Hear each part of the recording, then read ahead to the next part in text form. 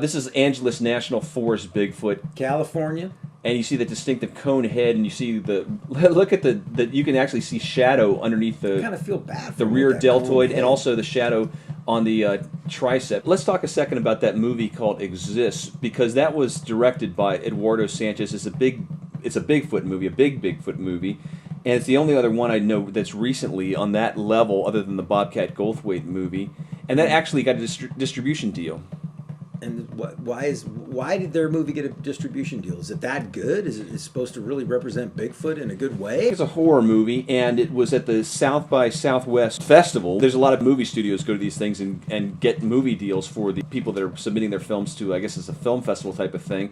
And they struck a deal with a distribution company, and that'll be in theaters, I think, sometime soon. Well, that'll be interesting to see what that's all about. I mean, it certainly covers Bigfoot, but in a way of, it's a horror film, though. It's not really.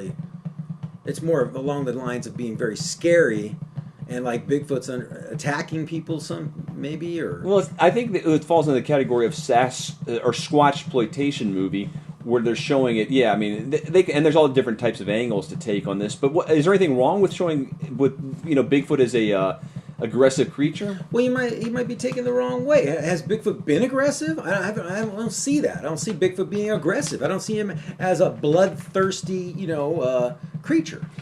Clearly, there have been reports about This people could being. be a misrepresentation of Bigfoot. Well, there have been reports about people being attacked by Bigfoot. But, I mean, attacked and ripped to shreds? Well, you would never know, because there's so many reports about people I thought these missing. were just abductions and they were lightly handled and returned to their home safely. But if there's people missing in the forest, and there's plenty of reports of people missing in the forest, how do you know some of them aren't Bigfoot related?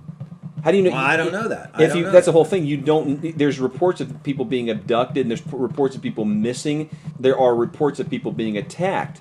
Now, so they're playing on people's fears. Bigfoot is, like out there, could possibly abduct you and or attack you, and this movie represents that. Well, have you ever heard of a bear attack? I would say.